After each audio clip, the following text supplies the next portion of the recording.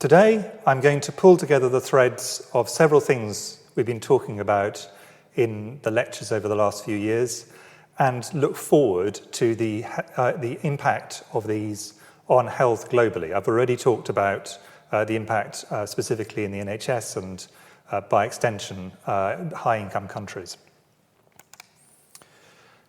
Health globally is improving at a really remarkable pace now, and there's every reason, as I'll come on to expect that to continue. And this is due to a combination of medical science, public health, and development. The biggest change, which I'm going to talk about in the first part of this, is to diseases in childhood. And this is particularly noticeable in low-income countries because in those settings, childhood deaths have been a very high proportion of the deaths that are seen. But child mortality is dropping fast everywhere, and this is going to lead to significant and very welcome changes in global population structure. I'm then going to talk about slightly older children and young people, and then going to talk about younger adults, people under 50, and then the people who live through the next 25 years to around 75. In each of these age bands, the health of people globally is improving, but which improvements matter depends which age we're talking about.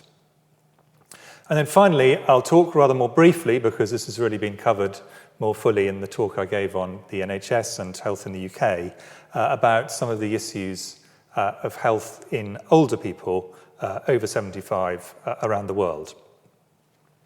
In summary, there are some significant risks to progress, and we need to be very clear-viewed about that. And there are some areas where progress has been and continues to be slow. But overall, the future looks very optimistic. Let's start with children under 5, and I'm going to present the data on this in several different ways, because this is really an extraordinary story and is going to shape the world from here on in.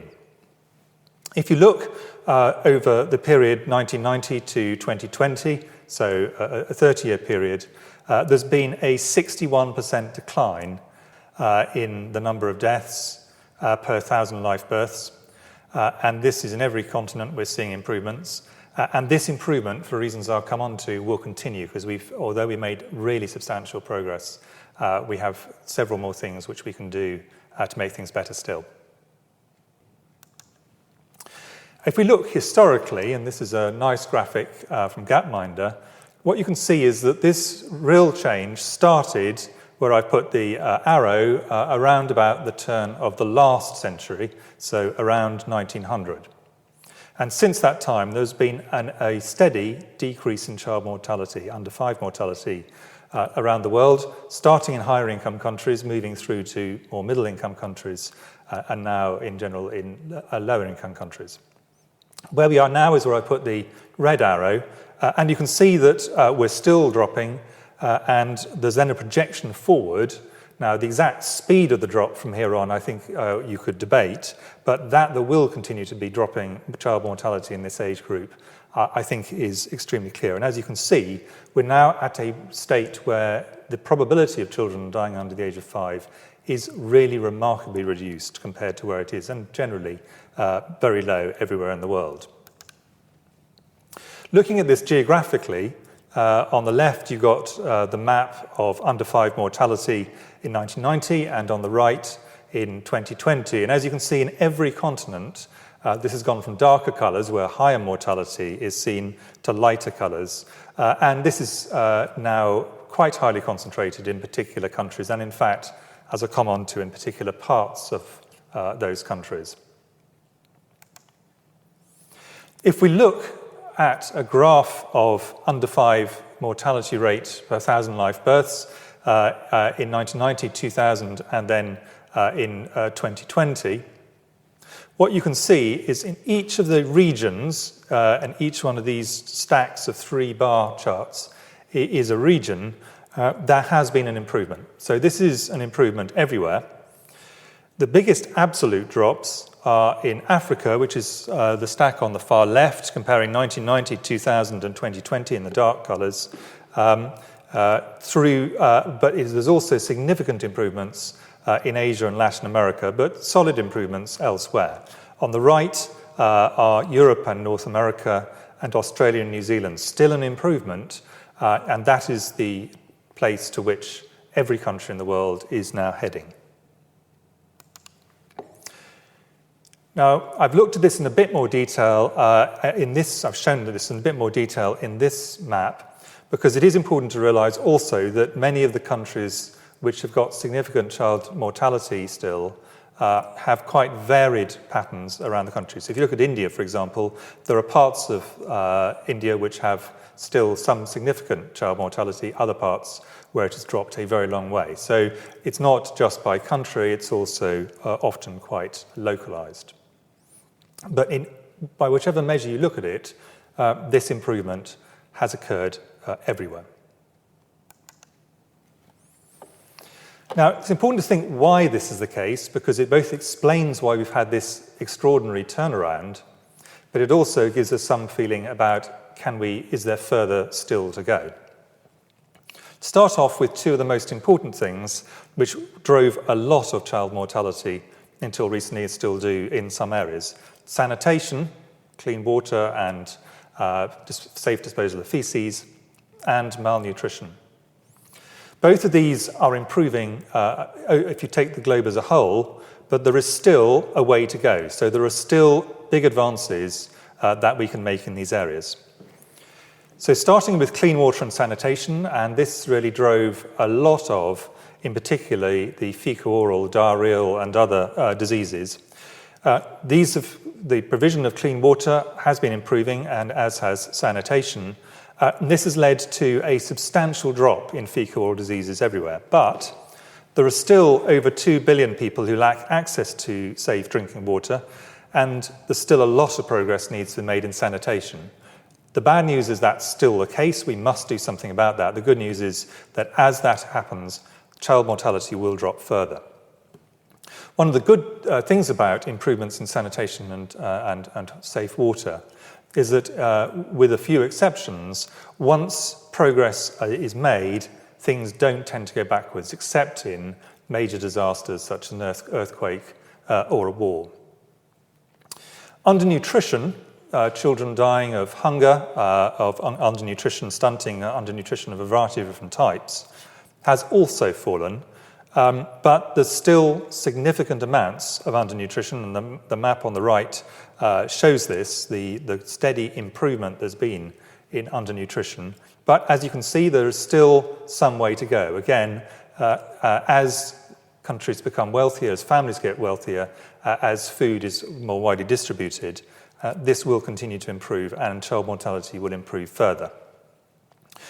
There are for this one, some backward pressures, of which the most important in the last 2 years has been COVID-19, which has interfered with many aspects ranging from agriculture through to feeding programs. And very tragically, the war in Ukraine will exacerbate some of these problems. So those are two of the major things. The next large group of diseases which have been steadily improving are the vaccine-preventable diseases.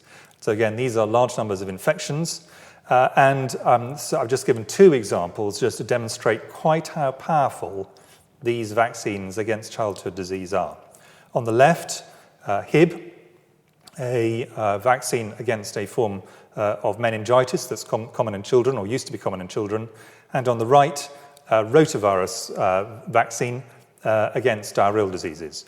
In both cases, these are UK data. It's simply because we've got clean data, it's easy to actually see how the effect occurred.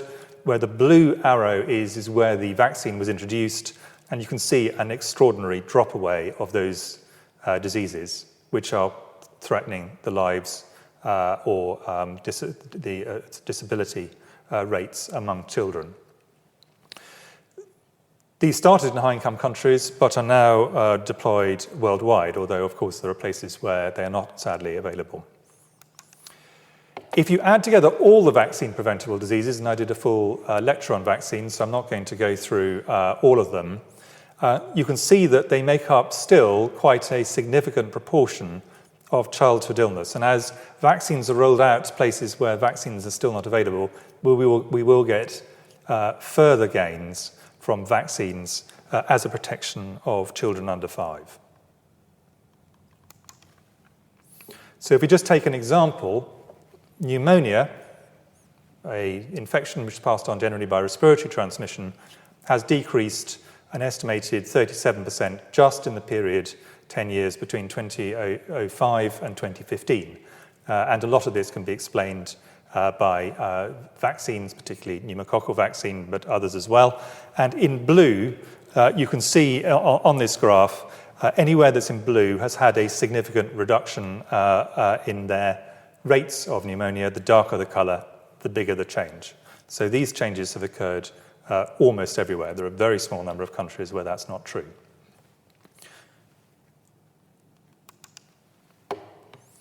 So those are water and sanitation, the fecal-oral diseases, the respiratory diseases, some of the vaccine-preventable diseases.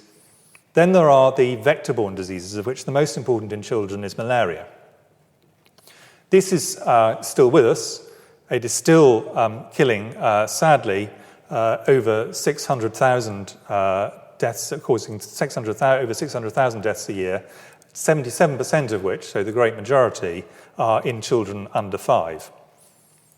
The sort of two bits of good news. Overall, the geography of malaria has steadily shrunk over the last 100 years. So the number of countries where malaria is a big problem are many fewer.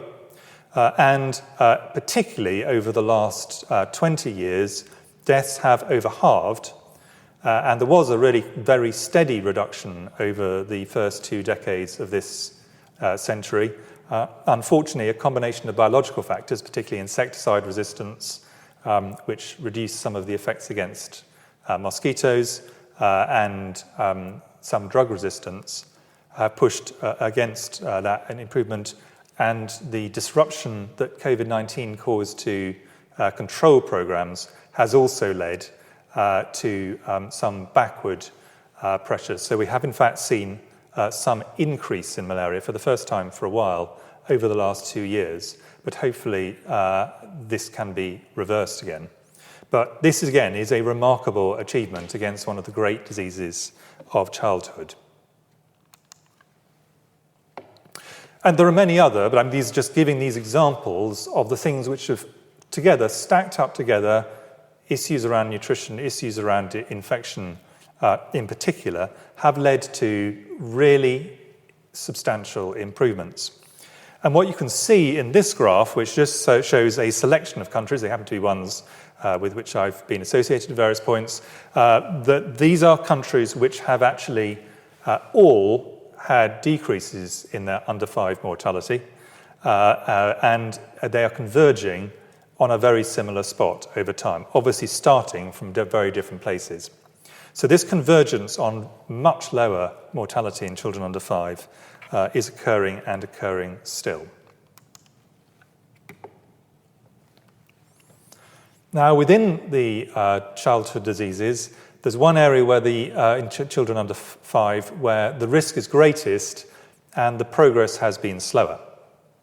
And that is in the neonatal period, which is the first 4 weeks after a child is born. And if you look at the proportion of deaths in children under 5, a very high proportion are in the first 4 weeks. And those are the ones that are in yellow in this chart here.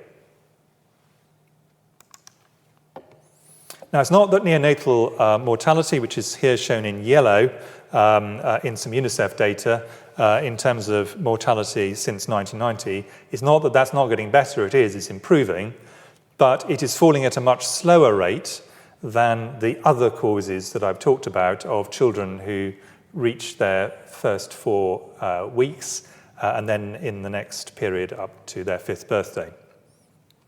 And therefore, because the rates of under 5 children after the neonatal period is falling really fast, neonatal period is falling slower, neonatal deaths are an increasing proportion of the children under 5 who should be alive and well but are tragically dying at the moment. Now, we know how to reduce neonatal mortality very substantially. In high-income countries, you would expect to have maybe less than 3 per 1,000 live births, and you can go down from that in places with facilities, high-end facilities. In low-income countries, that's closer to 25 or 26 per 1,000.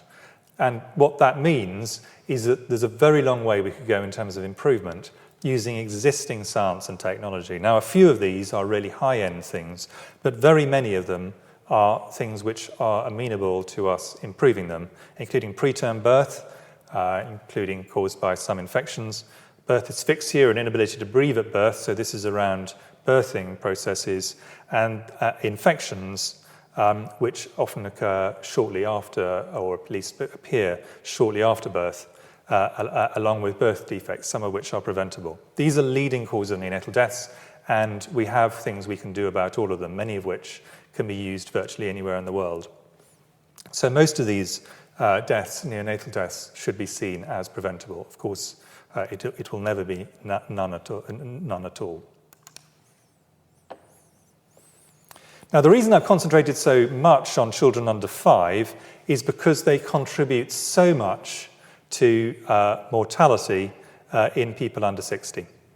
And here what we have is every 5-year bands. Under 5 is the left-hand band, and then 5-year breaks from there on in. The first 3 children and young people, 15 to 19, and then the blue bar, the period 20 to 50. What you can see in this is several different things. The first of which is the extraordinary predominance of deaths under 5. If you survive to 5, you are not just likely to get to 6, it's not just slightly delaying mortality, you have a very high chance of getting to 60. So getting people through that first 5 years is really important, because the next period of life, mortality rates really are much, much lower. Probability of people dying is very low in virtually all settings.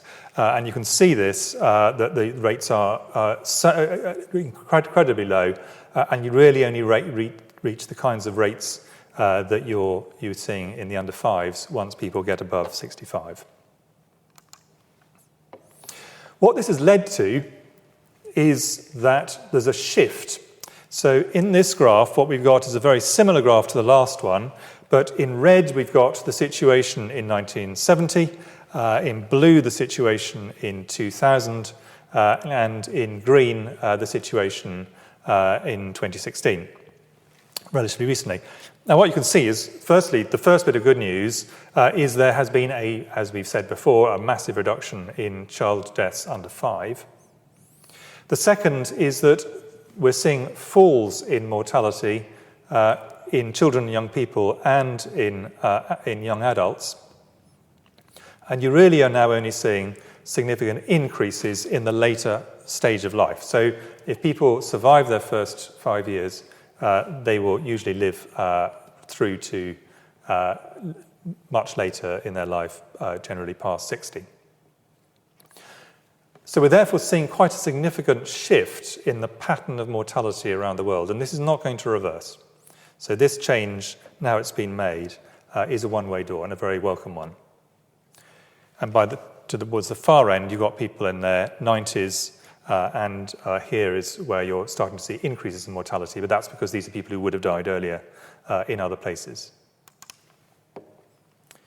So that's good news, and I think an important secondary bit of good news on this is that there used to be a real worry, and a perfectly rational worry, that if children survived, and there were large numbers of children surviving, this would lead to just some extraordinary expansion in the world population, and this would essentially carry on until it was limited by resources. This was an idea first put forward by the Reverend Thomas Malthus, Malthusianism, and perfectly respectable argument.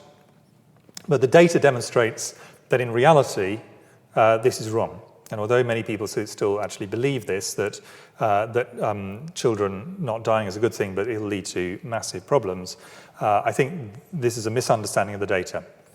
It's now pretty clear that in places where there's reduced child mortality, widely available contraception, the second thing which the medical side can contribute, female education, and reduced poverty, really important, the result has been a very rapid drop in global fertility. So to maintain the population at a stable rate in any country, in any society, if you have a rate of 2.1 children per woman of childbearing age, that will lead to broadly stable population. Anything more than that, the population will increase. Anything less, well, at least the numbers will increase. And anything less than that, numbers start to fall away. Global fertility around the world as a whole is now down to 2.5, so it's still a bit above that 2.1. In high-income countries, come on to this, it's now dropped below that replacement level. In Europe, it's around about 1.5, depends which country you're talking about. And so we've seen this real transformation as a result of children not dying, contraception, female education, development, from the situation on the left, where everything in red or orange populations were increasing in the 1950s, to the situation on the right with the same colour scale, everything in yellow, pale or dark, then populations are stable or falling. And the number of parts of the world where populations are still increasing is now becoming more and more concentrated in a small number of countries. But in East Asia, increasingly in South Asia, in Latin America, North Africa, a variety of other places, rates have really come down very substantially. And they've in fact come down in many parts of Africa as well.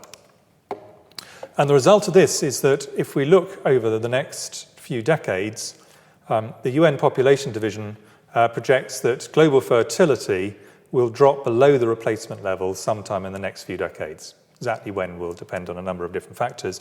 Once that's happened, it is very unlikely to reverse. Now, of course, populations then continue to grow because people are living longer. Those people who would have, many people are living for a longer period, but there's a limit. And once you get to the point where the number of children being born per mother is dropped below 2 or 2.1, then you're going to get to a situation where the population stabilizes and probably then starts to fall. So people being born today may well, for the first time in history, see not only the rate of fertility dropping below replacement levels, but actually the human population of the globe stabilizing and then probably beginning to fall. This is an extraordinary transformation. And alongside this has been a real change in the geography of ill health as you go through the later part of life for adults. And if you look at life expectancy at birth, again in 1950 on the left, and in yellow or orange are people, the life expectancy being under 50. In green, it's 60 to 65. In blue, 75 to 90. And if you compare 1950s to 2020s, what you can see is everywhere in the world has really transformed. And much of, for example, Africa or resource-poor parts of Asia or Latin America have rates of mortality, or rather, or more accurately, life expectancy, which is as good as or better than the North America, Europe did back in the 1950s. So there have been improvements everywhere. Obviously, people are starting from slightly different bases. So let's think about what's going to happen. So I talked about children, and the big change I've just shown there is largely because children are not dying. As I said, once people have got through their first 5 years, there's a very high chance they will get through to their 60s or later. Now, of course, there are risks in young adulthood, but the physical health outlook for young people and younger adults is, which I'm classifying for this purpose as under 50, medically that's what I would see as younger, is getting better almost everywhere. So in the period between 5 and 50, chances of dying for most people are extremely low. Historically, infections would have had a big impact. Things like TB, cholera would have killed quite significant numbers. These have largely gone away due to better sanitation, nutrition, and medical treatment. HIV and a number of other infections which are acquired after sexual debut, sexually transmitted infections like the virus causes cervical cancer, the viruses that can cause some forms of liver cancer, acquired in early adulthood, but HIV being the big one, are now improving. HIV mortality rates are dropping due to treatment. Hepatitis B and cervical cancer rates are going to fall due to vaccination. But we've seen a situation really transformed, and the chances of young adults dying of infections are really substantially reduced over the last few decades. In terms of the classic non-communicable diseases, cancers, cardiovascular disease in particular, that can kill people, with a few exceptions, such as the very earlier cases of breast cancer, which usually peaks later in life, some of the lymphomas, cancers are pretty rare in this age group, or very rare in this age group, as are fatal heart disease, strokes. It's not that they don't occur, but they're extremely rare in people under 50. There are, of course, some important diseases that can have an impact on life without necessarily causing mortality. Diabetes is an example, and that's an increasing problem, which I'll come back to, driven by obesity. Asthma, for example, may be going up in some areas. So I don't want to imply that everything is getting better absolutely everywhere, but overall, the fatality rates are already naturally very low in young adults and are falling. The big risks in this age period tend to be accidents and injuries. And the leading causes of mortality in this age group include road traffic accidents, accidents at work where, for example, scaffolding falls on people, accidental poisonings, suicide and homicide. Now, the first two of those, road traffic accidents and accidents at work, can be significantly reduced by state action to ensure that there are safer cars, safer roads in the case of road traffic accidents, driving tests, for example, and also that there's legislation to ensure safety at work. And in high-income countries, rates of deaths on the road and rates of deaths at work have fallen steadily over the last decades. But therefore, a gap and on the top, what you can see, for example, is the number of deaths caused by road accidents in the UK right back to the 1920s. And as you can see, there's been, with some ups and downs, a steady decline over the last few decades. And what we now have is a situation, rather nice graphic from The Economist using data from elsewhere. What you have is, in very low income settings, road traffic accidents tend to be lower because there are many fewer people who've got access to road transport. And in high income countries, road traffic accidents tend to be low because of a combination of safety features, both in the car, the road, and the regulations. So the big risks here are in middle-income countries.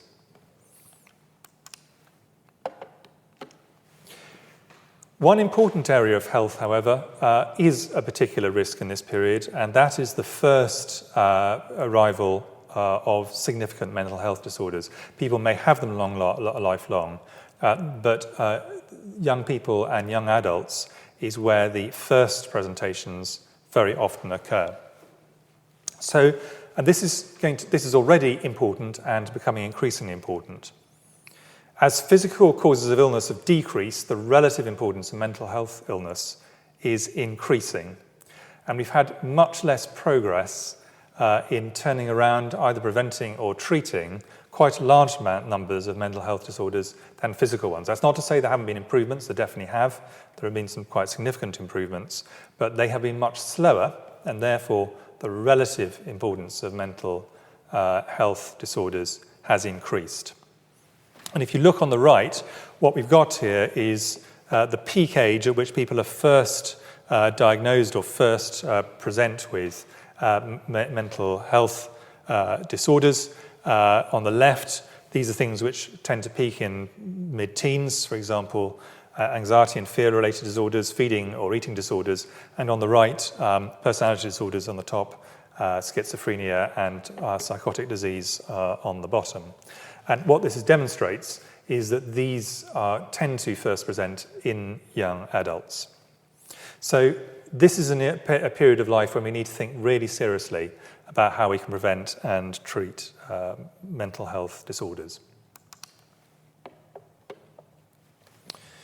Moving back to things which actually cause physical illness and deaths in large numbers. If you look over time, and this I think is probably obvious to people, but it's worth stressing, in red here, what we have is this is an age chart of when people die and what they die of. In red are infections, neonatal and nutritional disorders, and deaths in red, which go up to about 10, are heavily dominated by infections and nutritional issues. In young adults, really the number of deaths is very small. There are contributions from various areas, as I've said, including accidents. But then once you get to middle age, which I'm going to define as over 50, you start to get cardiovascular diseases, strokes and heart attacks, and cancers increasingly are an issue, and they get a greater and greater issue till you get right into your late 80s. Now, if you look at the world roughly as it is at the moment, and these are data from Hans Rosling's group, Gapminder, this is every country in the world with its income along the bottom axis and life expectancy in years along the left-hand axis. The ones in blue are from Africa, from red are in Asia, and yellow are from Europe, green the Americas. And what is extraordinary about this is firstly that these all line up along a straight line, demonstrating that as countries get wealthier, and almost every country not actively at war is over time, not in any given year, but over decades, getting wealthier, mortality rates go down, or more accurately, life expectancy goes up. And countries are all moving from bottom left to top right. Now, I put two arrows on this. Under 50, really very few countries have got life expectancies now are under 50. In fact, basically almost none.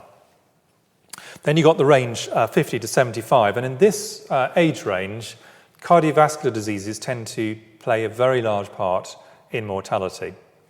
And then towards the upper end of the range of this, so 70s onwards, you continue to get cardiovascular diseases, but cancers become increasingly dominant in terms of mortality. But cancer and cardiovascular diseases in some combination. And right at the top, we tend to get mixtures of diseases, which I'll come on to. If we look over time, and this is an obvious point in a sense, there's been an improvement across the world. This is the same graph, slightly different axis, 1922, so 100 years ago, and 2021, last year.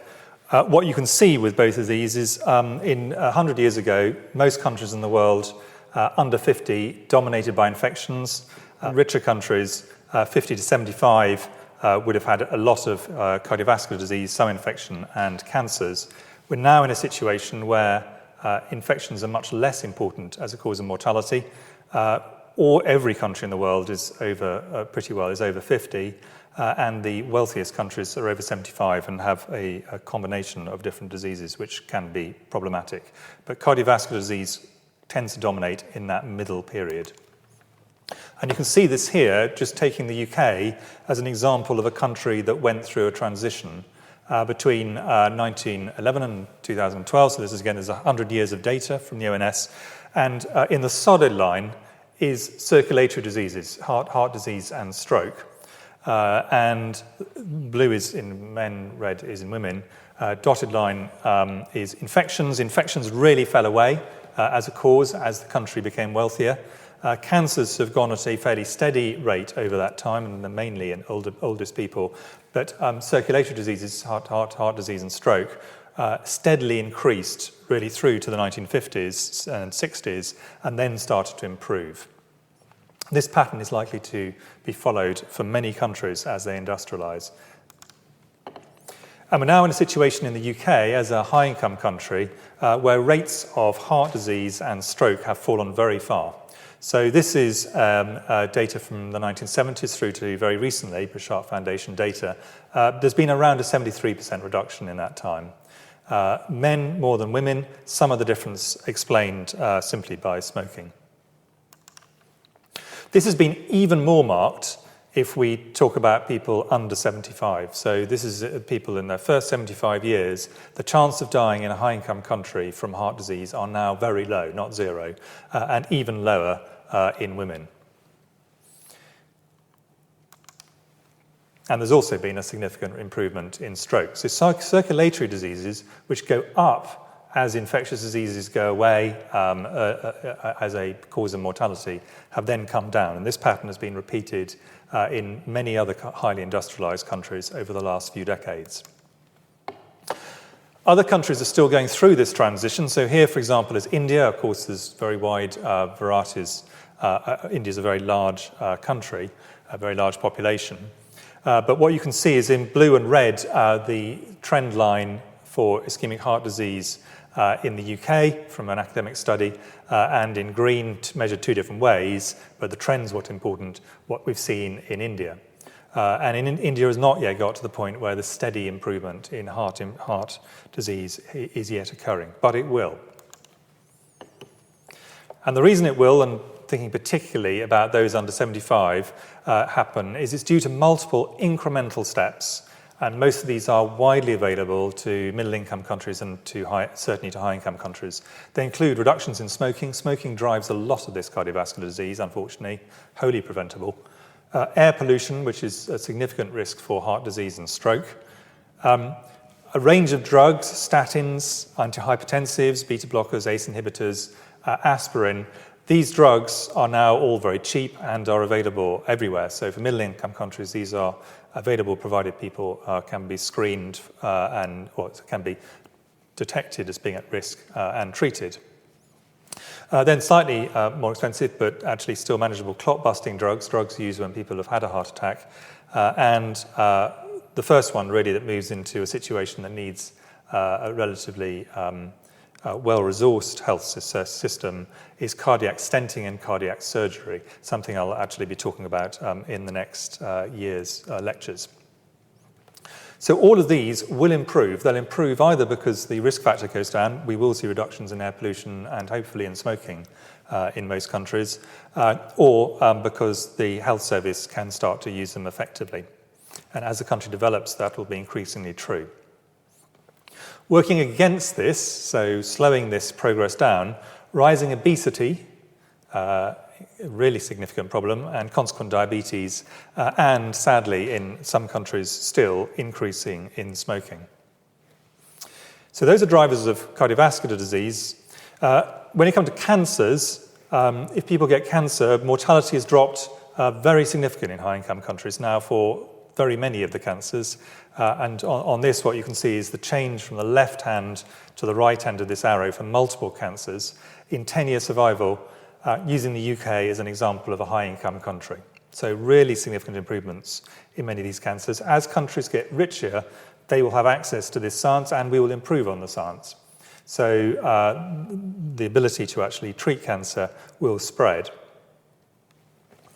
And cancer treatment is continuing to improve for the great majority. So just taking in the UK, the commonest cancers in men and women as examples of these. On the left, prostate cancer, on the right, breast cancer. Survival has been steadily improving till we get to the point where the great majority of people with both of these cancers will survive 10 years and more, and have a good quality of life. So the outlook for cancer really transformed. These sciences will be transferred, already being used in some settings, but will increasingly become the norm everywhere. There are, sadly, some exceptions, of which by far the most important is lung cancer and a number of other cancers and diseases of smoking. The long-term outlook for lung cancer remains extremely poor, even in high-income settings. And sadly, smoking contributes massively to this avoidable mortality and morbidity. Lung cancer, virtually all of it, not absolutely all of it, and a very high proportion of heart disease, stroke, and other cancers. And as people are living beyond 50, because outlooks have a lot better, the impact of this public health disaster of smoking will become increasingly clear.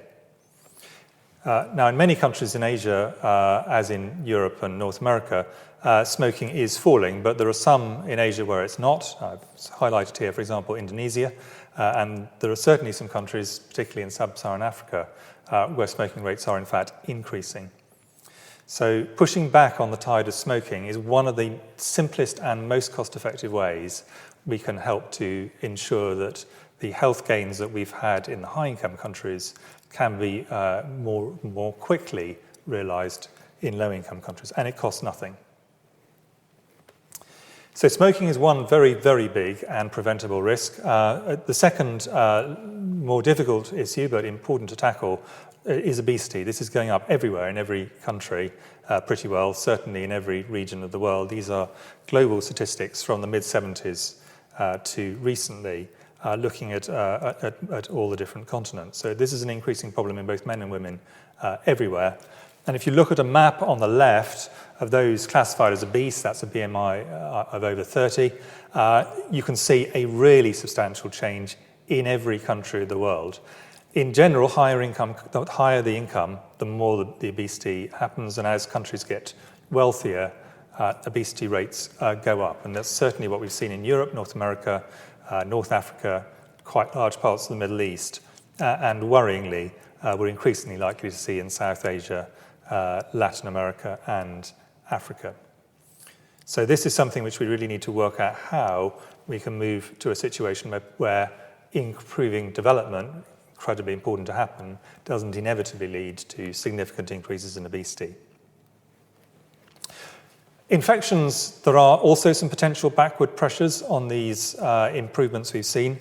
So antimicrobial resistance against bacteria, against parasites, against viruses, and indeed against fungi, threaten some of the advances we've made, because a lot of the improvements we've seen in infections have been caused by good access to these. And insecticides are important for insect-transmitted infections such as malaria. And that is, we're getting insecticide resistance, which threaten our gains. So resistance threatens some of the gains we're seeing. But again, science and rational use of these can slow down this risk and find us countermeasures. And I think it's important to acknowledge the very significant long-term effect, and in some places, parts of the world already, quite significant short-term effects climate change is having as a backward impact on health. So all these improvements in other areas, but this is definitely going to go backwards. They range from very direct things, such as heat stress, slightly more indirect things, such as flooding, through vector-borne diseases, and then issues such as changes in agriculture and the economy of more marginal societies. So this is another backward pressure. But nevertheless, despite these, the outlook for the health of people aged 50 to 75, and indeed from childhood through to 50, is going to improve in the great majority of countries. Now, the result of this is that mortality is increasingly concentrated by age. And just taking the UK as an example of a country which has evolved from low income to middle income to high income by my current nomenclature, this shows over a period since the 1850s when in someone's life they were likely to die. And what you can see in this graph is that on the left-hand side, these are the lower ones are the 1850s, 1870s, and in red, 1900. Obviously, a very significant number of children would die before they reached their 5th birthday, in fact, in the neonatal period. But there was still a high chance of dying all the way through adulthood due to infections, accidents, and so on. As those have reduced, the probability of someone who gets through their first 4 weeks surviving through to their 60s and then subsequently 70s has gone up really very substantially. Very few people will die now between their fourth week birthday and their 75th birthday. And so the age at which people are dying in our society is increasingly concentrated in the period 75 to 100, and actually really in quite a narrow range of that, mainly after 80.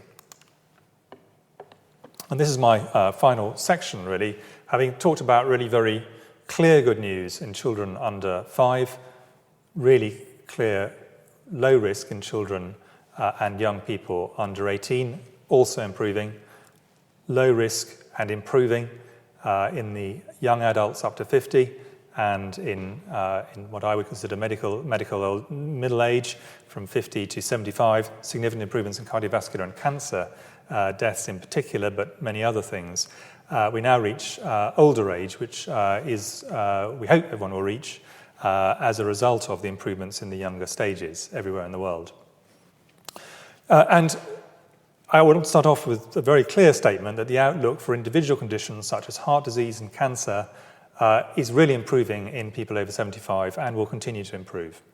So the outlook for health for individual diseases is really good. And because older people are at higher risk, in fact, many of the biggest benefits of the improvements we've seen in medical science are in this age group. We also have a number of degenerative conditions that may not kill people, but they're very debilitating, such as hip arthritis, which we have very good treatments for. So things like hip replacements, just as a relatively straightforward example, can be transformational. And these improvements, which are currently quite concentrated in high-income countries or high middle or richer people in other countries, are going to steadily disseminate as countries become wealthier. So these are all really positive trends. This improvement will be a lot faster, in fact, than it was in the currently high-income countries, because a lot of the medical science can now be banked. It's already there. We'll continue to improve on it, but people can move. What's really limiting many countries is their ability to afford some of the changes, not whether the science is there in the first place. So as development occurs, they'll be able to move very rapidly through to getting the medical benefits of these scientific improvements. But there are, however, some diseases of old age for which we currently do not have good treatments. And an important example, one of the most important ones, are the dementias of old age, Alzheimer's disease, Lewy body dementia, vascular dementia. And because people are not dying of other things, heart disease, strokes, cancers, infections in earlier life, people are living long enough to get these. It's not that the rates themselves are going up. In fact, if anything, in the UK, the actual rate is probably going down. But the number of people who are living to the point where they get dementias are steadily increasing, and therefore the number of people living with dementia will increase in the UK. And this is therefore likely to occur it is already occurring in high-income countries, and is likely to occur in all countries as they develop and fortunately, citizens can live to what would historically be seen as a good old age. There is also a problem which medical science is not adequately really addressing, and that is in old age, individual chronic conditions accumulate. So this is a graph on the right, it's a well-known one from the UK. But as we grow older, we start to guess diseases. People live, fortunately, for much of their life, usually disease-free or with very trivial diseases that don't interfere with their life, but they then start to accumulate them. So they may only have one disease or chronic condition at the age of, let's say, 65, but they might have 6 at the age of 85. So increasingly, we're going to have populations with a preponderance of older people with multiple conditions simultaneously, which may, on first sight at least, look as if they're unrelated to one another. And this is a problem because medical science and organisation is basically designed around single diseases. We're very good at treating heart disease or a particular cancer or a particular infection. What we're now having to help is maximise the quality of life for people with potentially multiple simultaneous chronic conditions. And then this moves further down from several diseases to people being very frail and eventually often becoming quite dependent. And there is much less clarity about how science will develop in this area. I am confident that science will improve in this area. I'm absolutely confident about that. But whereas there's a really clear line of sight about how things are going rapidly better in many cancers, cardiovascular disease, and infections, in this area, I think the future is less clear. And finally, there is a societal question. This is not a medical question. How we support people in older age, because in every society now, the great majority of people will reach older age, where they become frailer. This is a societal question, at least as much as it's a medical question. And the answer to that may well vary by society, but every society is going to have to wrestle with this, and fairly soon. Almost every country is now moving to a situation where the majority of their population will reach older age and an age where frailty or more degenerative diseases become common. But I'd like to return really to my optimistic starting point. Global health is improving at a really remarkable pace due to the combination of medical science gradually accumulating, don't go backwards on that, and development. Child mortality, which I talked about a lot at the beginning, is dropping very fast. Slower improvements in the neonatal period, but they are improving, but we need to concentrate very heavily on that. If people get through their first 5 years, their chance of living through to their beyond 50 are incredibly good in virtually all parts of the world. Health of adults under 50 is already very good and steadily improving everywhere.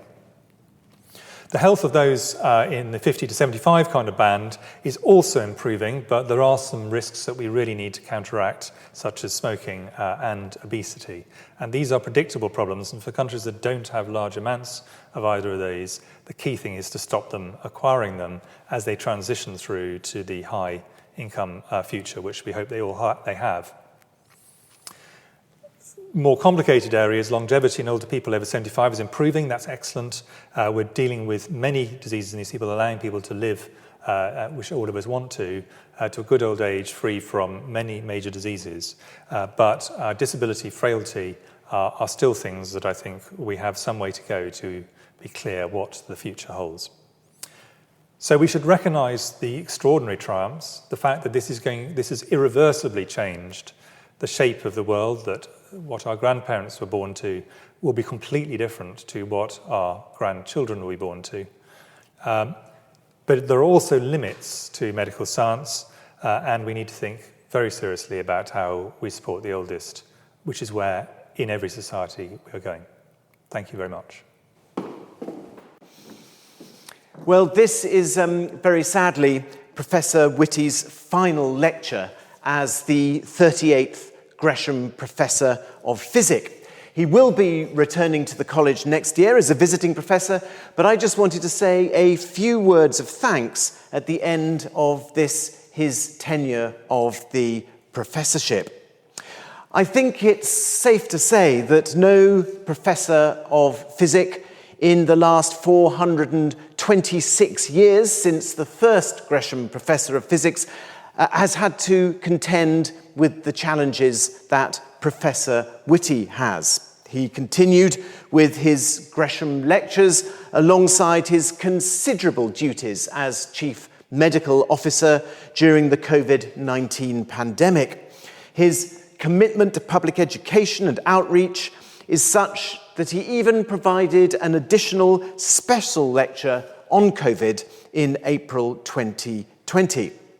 And this has had nearly 200,000 views. He still practices as an NHS consultant physician at UCLH and at the Hospital for Tropical Diseases. And before coming Chief Medical Officer, he was Professor of Public and International Health at the London School of Hygiene and Tropical Medicine. Professor Whitty's tenure as Professor of Physics at Gresham College began in 2018. His first series of lectures was on infectious diseases, the oldest enemy.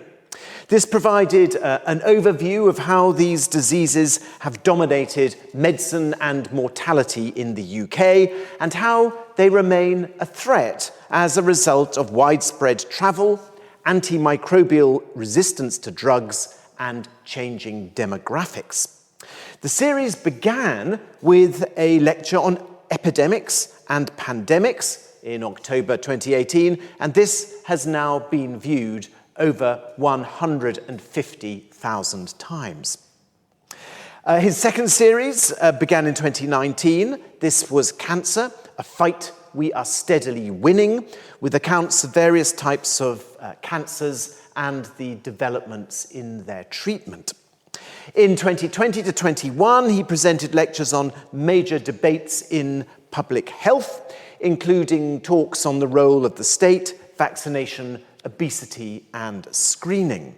And this was followed by his current series on infections and their routes of transmission, including accounts of respiratory routes, insect vectors, sexual transmission, food and drink, and touch. Well, we are so grateful to you for your incredible efforts to communicate the science of medicine to a wide and diverse audience, particularly at a time when misinformation and disinformation were proliferating. Professor, your lectures have provided and continue to provide an authoritative source of information. We at the college are most grateful to you for everything you have done, and we look forward to welcoming you back next year as a visiting professor for your series of lectures being on the subject of diseases of the heart. Thank you very much.